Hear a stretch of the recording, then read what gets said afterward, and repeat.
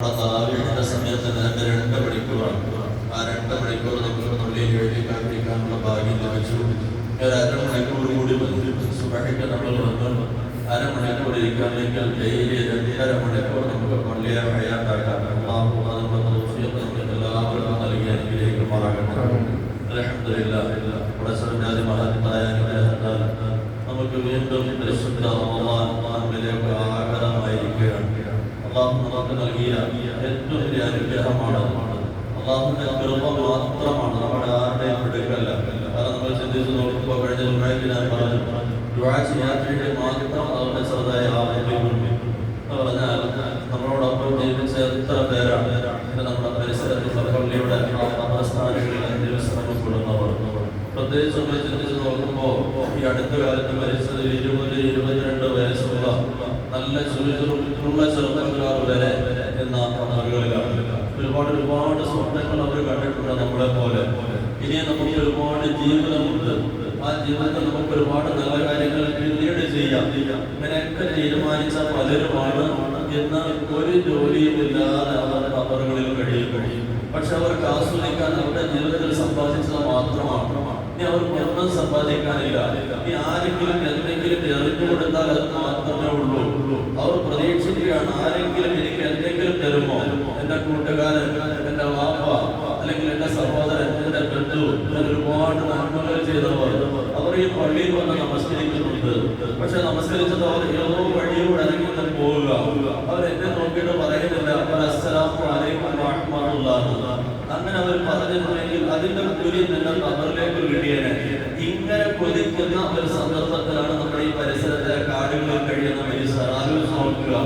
നമുക്കിതൊന്നും ഓർമ്മയില്ല, നമുക്കിതിനെക്കുറിച്ച് ഒരു ചിന്തയില്ല. ഇപ്പോൾ ഉമ്മയാണ് അവിടെ കിടന്നിട്ട് കൊതിക്കുന്നത്, നമ്മുടെ വാപ്പയാണ് ഇത് നമ്മളിൽ നിന്ന് കൊതിക്കുന്നത്, നമ്മുടെ സ്വന്തം സഹോദരങ്ങളും കൂട്ടുകാരുമാണ്. കാരണം നമുക്ക് പല കാര്യങ്ങളും ചെയ്തു തന്നവരാണ്. അവരവിടെ നിന്ന് കൊതിക്കുന്ന എന്തെങ്കിലും ഒന്ന് കിട്ടിയിരുന്നെങ്കിൽ. കാരണം ഇനി അവർക്ക് ഒന്നും ചെയ്യാനൊക്കില്ല. പണ്ട് എന്തെങ്കിലുമൊക്കെ ചെയ്തില്ലെങ്കിൽ അത് മാത്രം ആസ്വദിക്കാനൊക്കെ. അങ്ങനെ നമ്മളിൽ നിന്ന് പോയവർ ഈ റമളാന്റെ ആദ്യത്തെ ദിവസം നമ്മൾ ചെയ്യേണ്ടത് അവർ ചെയ്ത അമലുകളെ കബൂലാക്കണേ.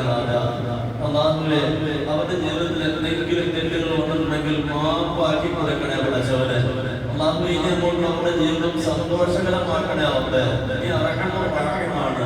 അവരെ ശിക്ഷിച്ചിട്ട് ചിലർക്ക് ഒന്നും നേടാനില്ല.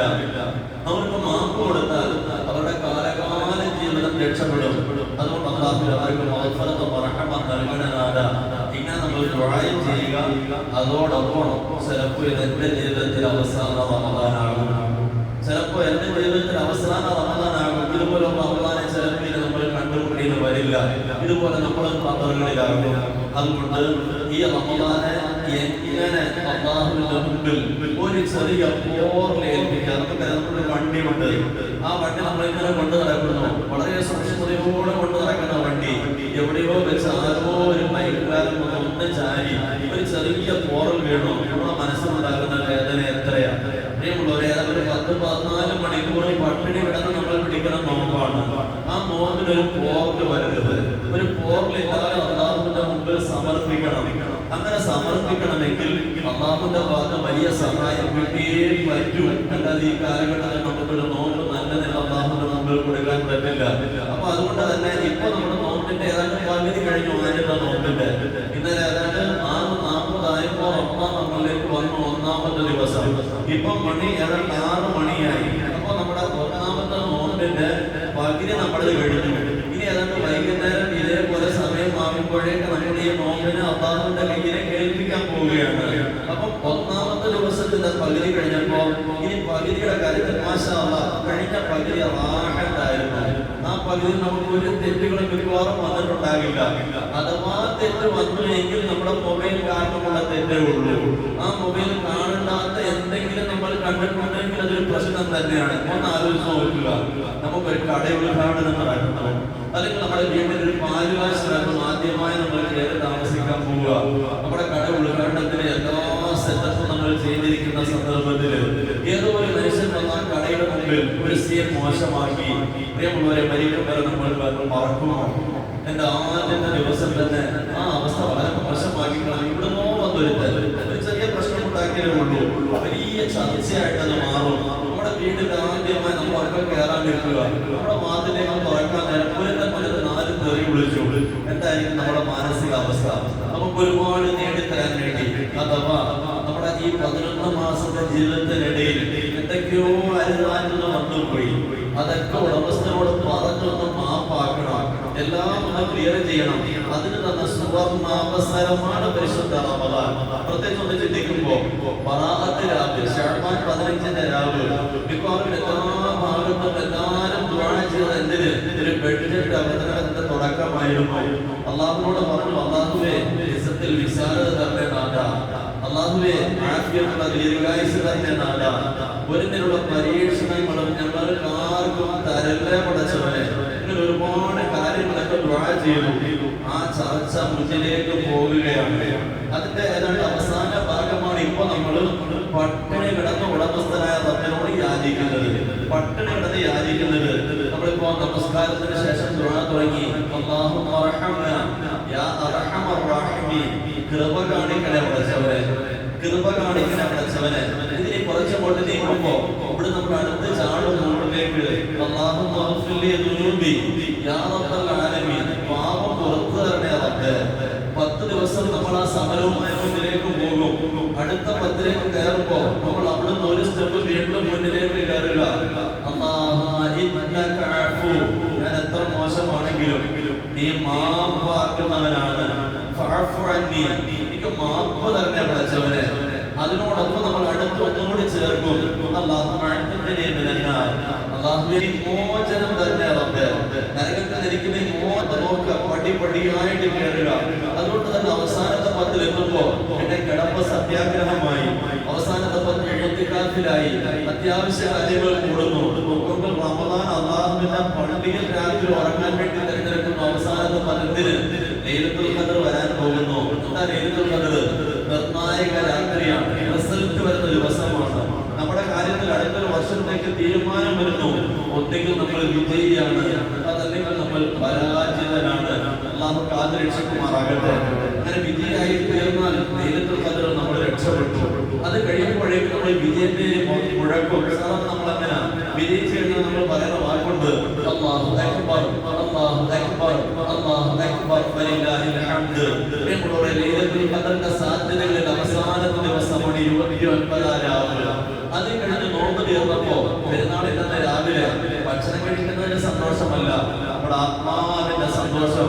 എങ്ങനെ? അല്ലാഹുവിനെ വിളിച്ച് പറയുകയാണ്, അല്ലാഹു അക്ബർ, അല്ലാഹുവേ നീ മാത്രമാ വലുത്. വീണ്ടും വിളിക്കണം, അല്ലാഹു അക്ബർ, അല്ലാഹു അക്ബർ, ലാ ഇലാഹ ഇല്ലല്ലാഹു, അല്ലാഹു അക്ബർ. അവസാനം പറയുന്നു വലില്ലാഹിൽ ഹംദ്, അല്ലാഹുവിനാണ് സർവസ്തുതി. അങ്ങനെ ഒരു വലിയ പദ്ധതിയുടെ തുടക്കമാണ് ഇന്ന്. ആദ്യത്തെ 10 റഹ്മത്ത്, ഹൃദയയുടെ 10. രണ്ടാമത്തെ 10 മഗ്ഫിറത്ത്, പാപമോചനത്തിന്റെ 10. മൂന്നാമത്തെ 10 നരകമോചനത്തിന്റെ 10. 12 ലൈലത്തുൽ ഖദ്റും. അത് കഴിയുമ്പോൾ നേടിയവർക്ക് മാത്രം ആഘോഷിക്കാനുള്ളതാണ് പെരുന്നാൾ, ഈദ്. അതാണ് തക്ബീർ ചൊല്ലുന്നത്.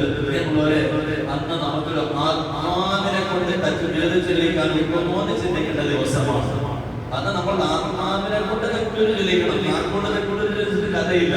നമ്മുടെ ആത്മാവ് പറയണം അൽഹംദുലില്ലാഹ്, 60 വയസ്സ് വരെ ഞാൻ ജീവിച്ചു, ഈ റമദാനോട് അൽഹംദുലില്ലാഹ് എന്റെ സകല പാപങ്ങളും തീർന്നു.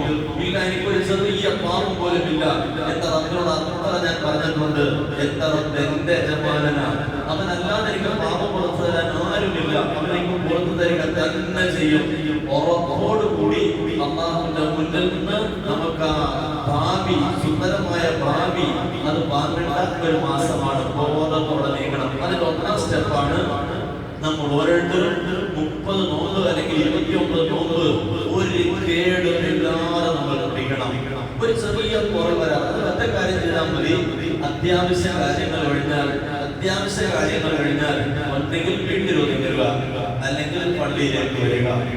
ഒന്നെങ്കിൽ വീട്ടിൽ ഒതുങ്ങുക, തെരുവിൽ കിടന്ന് കറങ്ങരുത്.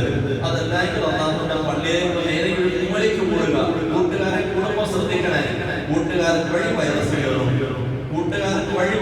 നമുക്കറിയാം, ചില ലിങ്ക് നമുക്ക് ഓപ്പൺ ആക്കി നമ്മുടെ വേഗം അറിയാതെ അക്കൗണ്ടിൽ പൈസകൾ തെറിച്ച് ഒരുപാട് പേർക്ക് സംഭവിക്കുന്നുണ്ട്. ഇതുപോലാണ് ചില ആൾക്കാരെ കൂട്ടി പള്ളിയിലേക്ക് വരും. പള്ളിയുടെ ഏതെങ്കിലും മൂലയ്ക്ക് വന്ന് നമ്മൾ ഇരിക്കും. എന്നപ്പോഴാണ് ഇന്നലെ വരെ വിളിച്ചു നടന്നു ഒരുത്തൻ പള്ളിയിലേക്ക് കയറുന്നു. അടുത്തവരെ നമ്മളൊന്ന് തോണ്ടിട്ട് ഇങ്ങനെ കാണിച്ചത് ഒന്നും ചെയ്തില്ല, കണ്ണോണ്ടൊന്ന് കാണിച്ചു എന്ന് പറഞ്ഞാൽ ലവനും വന്നു. ലവനും അതിനും ഇത്രയും പറഞ്ഞാൽ മതി. ഈ പറഞ്ഞവൻ അത് കേട്ടിട്ട് വേറെ ഈ വർത്തമാനോട് പറയരുത് എന്ന് പറഞ്ഞില്ലെങ്കിൽ അതിൽ നീ സംതൃപ്തനായി. രണ്ടെണ്ണത്തിലെ ഇന്നത്തെ നോമ്പ് അവന്റെ അക്കൗണ്ടിൽ കയറി. ഇതുകൊണ്ടാണ് മിക്കവാറും ഈ സൈസ് മോശക്കാരായ ആൾക്കാർ അവർ മരിക്കുന്നതെന്നാണ് മിക്കവാറും വെള്ളിയാഴ്ച ദിവസമാണ്, അതല്ലെങ്കിൽ റമദാനില്ല. എന്തുകൊണ്ട്? കണ്ടവരൊക്കെ അവനെ നന്മ ഉപദേശിക്കാൻ തയ്യാറല്ല, മറിച്ച് അവന്റെ ഇറച്ചി മാറ്റി തിന്നാൻ തയ്യാറാണ്. അതിന്റെ ഫലമാണ് അവർക്ക് എല്ലാവരും മാറിയിട്ട് കൊടുക്കുന്ന ആമില്. അവൻ പ്രത്യേകിച്ച് ചിലപ്പോൾ ഒരു മദ്യപാനം മാത്രമേ അവന്റെ പ്രശ്നമായിട്ടുള്ളൂ. അവനൊക്കെ രക്ഷപ്പെടുന്ന അക്കൗണ്ടിൽ ഒരുപാട് നന്മ കയറി. അള്ളാഹു മീസാനിൽ തൂക്കമല്ലേ, നന്മയാണോ കൂടുതൽ തിന്മയാണോ കൂടുതൽ? അതുകൊണ്ട് നമ്മൾ പള്ളിയുടെ മുമ്പിലേക്ക് വന്നിരുന്നിട്ട് ഒരാളെ കുറിച്ച് പെട്ടരുത്. പലരും തെറ്റിദ്ധരിച്ചിട്ടുണ്ട്, ഇല്ലാത്തത് പറയുന്നതാണ് ഗീബത്ത് എന്ന്. അല്ല, ഉള്ളത് പറയുന്നതിനാണ് ഗീബത്ത് എന്ന് പറയുന്നത്. അത് ഇഷ്ടമില്ല. ഇപ്പൊ നീളം മുതൽ തടിയനായ മനുഷ്യൻ വരുന്നു, ഒരു കുറിയ തടിയൻ, ഇത്രയും പറഞ്ഞാൽ മതി. അവൻ കുറിയവനാണ്, അവൻ തടിയനാണ്. പക്ഷെ അങ്ങനെ വിളിക്കുന്നത് ഇഷ്ടമല്ലെങ്കിൽ ഇതിന്റെ ഈ പറച്ചിൽ ഗീബത്താണ്. അവനോട് പൊരുത്തം ചോദിക്കാതെ രക്ഷയില്ല. വഴിയിൽ ഓരോന്നും ചർച്ച ചെയ്യാം. അതുകൊണ്ട് നമ്മുടെ നോമ്പിനെ സുന്ദരമാക്കി ഉടമസ്ഥന്റെ മുമ്പിൽ നമുക്ക് കൊടുക്കണം. കഴിഞ്ഞ ദിവസത്തെ കാര്യം പറഞ്ഞതുപോലെ പുതിയ ആൾക്കാരായിട്ടൊന്ന് ആവർത്തിക്കുന്നു.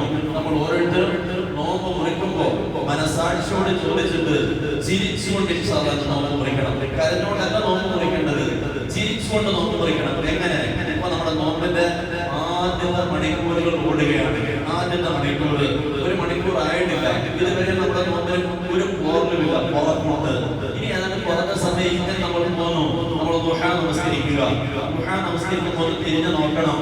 അൽഹംദുലില്ലാഹ്, ഇന്നത്തെ നോമ്പ് എങ്ങനെയുണ്ട്? ഇന്നത്തെ നോമ്പ് എങ്ങനെയുണ്ട്? ഇതുവരെ ഒരു കുഴപ്പമില്ല. എന്തെങ്കിലും കുഴപ്പമുണ്ടെങ്കിൽ പെട്ടെന്ന് ടച്ച് ചെയ്യുക, പെട്ടെന്ന് ടച്ച് ചെയ്യുക. നമുക്ക് സുന്ദരമായ ഭിത്തിയിൽ എവിടെയെങ്കിലും പോയി കുഞ്ഞൊന്നൊരു വര വരച്ചു, ആ വര ഇട്ടേക്കരുത്. ആ വര ഇട്ടാൽ അടുത്ത കുട്ടം അതിന് ഇപ്പുറത്ത് വരയ്ക്കും, അടുത്ത കുട്ടം അതിന് ഇപ്പുറത്ത് വരയ്ക്കും. അവസാനം എല്ലാം വരയ്ക്കുമ്പോൾ നമ്മൾ പറയും ഏതായാലും ഭിത്തി പോയി, കണ്ടുവരൊക്കെ വരച്ചോളാം. ആ അവസ്ഥ വരരുത്. അതുകൊണ്ട് ഒരു ചെറിയൊരു വര വീണു, അല്ലെങ്കിൽ കൈ പാട് വീണു, ഉടനെ നമ്മൾ വായിക്കണം. ശേഷം പറയണം, അല്ലാഹുവേ, ഞാൻ പിടിച്ച നോമ്പ് എന്റെ നാളെ കൊണ്ട് ഇന്നത് വന്നു വന്ന് ഞാൻ എന്റെ മൊബൈൽ അറിയാതെ യൂട്യൂബിലേക്ക് കയറി വേണ്ടാത്ത കണ്ടുപോയത് എന്റെ നോമ്പ് പൊട്ടി. പടച്ചവനെ മാപ്പാക്കും. അപ്പോഴും ടച്ച് ചെയ്തത് വൃത്തിയാക്കി. ബൊഹറാകുമ്പോൾ വീണ്ടും തിരിഞ്ഞു നോക്കി, അസറാകുമ്പോൾ വീണ്ടും തിരിഞ്ഞു നോക്കി, മഗ്രിബാകുമ്പോൾ വീണ്ടും തിരിഞ്ഞു നോക്കി. മാഷാ അല്ലാഹ്, റാഹത്താണ് എങ്കിൽ നമ്മുടെ കയ്യിലേക്ക് ഈത്തപ്പഴമെടുത്ത് ബിസ്മി ചൊല്ലി വായിലേക്ക് വെച്ചിട്ട് അല്ലാഹുവിനോട് ചിരിച്ചുകൊണ്ട് പറ, അല്ലാഹുമ്മ ലക സുബ്ഹു, അല്ലാഹുമ്മ ലക സുബ്ഹു. അല്ലാഹുവേ, നിനക്കാണ് ഞാൻ നോമ്പ് പിടിച്ചത്. വേറൊരു പടത്തിന് വേണ്ടി ഞാൻ നോമ്പ് പിടിച്ചിട്ടില്ല, നിനക്ക് വേണ്ടി ഞാൻ നോമ്പ് പിടിച്ചു. കാരണം നീ എനിക്ക് എല്ലാം തന്നു. നീ പറഞ്ഞു നോമ്പ് പിടിക്കാൻ, നിനക്ക് ഞാൻ നോമ്പ് പിടിച്ചു. നമുക്ക് പറഞ്ഞു തരുന്ന വൈകിട്ട്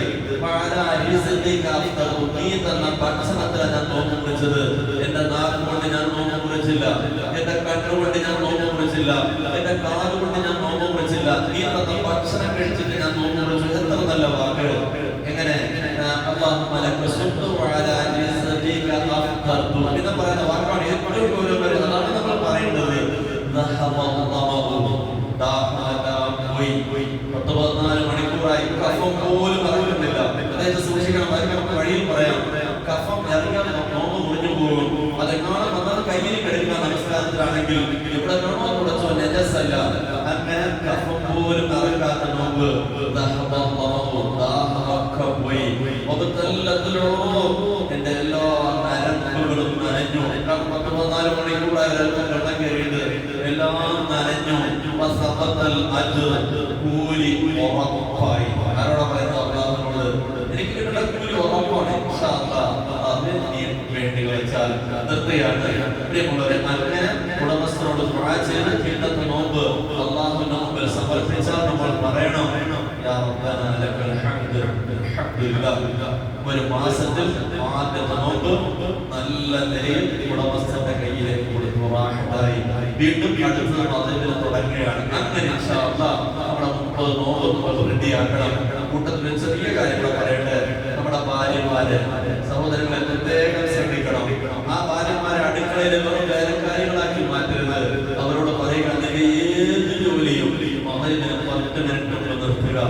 എല്ലാ ജോലിയും തീർക്കുക. നമ്മളിങ്ങനെ പള്ളിയിലിരിക്കുന്നു, ആ പാപങ്ങൾ അടുക്കളയിൽ കിടന്ന് വിയർപ്പിൽ വിളിക്കുന്നു. വേണ്ട, നിങ്ങളൊന്ന് സപ്പോർ ചെയ്യുക. 10 മിനിറ്റ് നേരത്തെ അവർ എല്ലാ ജോലിയും ഒതുക്കട്ടെ. അവർ നല്ലതിൽ വൃത്തിയായി നമസ്കാര ഡ്രസ്സുകളും ഇട്ട് അവരുടെ മുസല്ലയിലേക്ക് വരട്ടെ. ആ മുസല്ലയിൽ നോമ്പ് മുറിക്കാനുള്ള വിഭവങ്ങൾ വെക്കട്ടെ.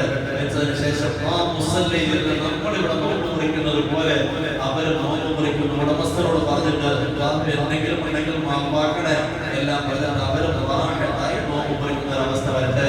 അങ്ങനെ കുടുംബം ഒന്നായി അല്ലാഹുവിന്റെ തീരുമാനമുണ്ടാകുന്ന അവസ്ഥയിലേക്ക് മാറ്റുക. സമയമായി നിർത്തുന്നു.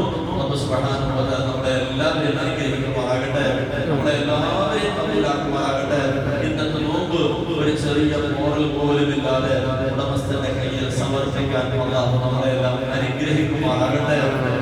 ഹസന് ശേഷം നമുക്ക് നോമ്പുമായി ബന്ധപ്പെട്ട ഒരുപാട് മസ്തലുകൾ പഠിക്കാനുണ്ട്. ഹസന് ശേഷം 15 മിനിറ്റ് ഇതുപോലെ എല്ലാവരും എത്തുക. നമുക്ക് അവിടെ ചർച്ച ചെയ്യാം. നമ്മളെ എല്ലാം പറഞ്ഞതും കേട്ടതുമൊക്കെ അവന് ഏറ്റവും ഇഷ്ടപ്പെട്ട അമലാക്കി കബൂലാക്കുമാറാകട്ടെ. അൽഹംദുലില്ലാഹ് സുബ്ഹാനല്ലാഹി വബിഹംദിഹി സുബ്ഹാനല്ലാഹി വബിഹംദിഹി അഷ്ഹദു അൻ ലാ ഇലാഹ ഇല്ലല്ലാഹ്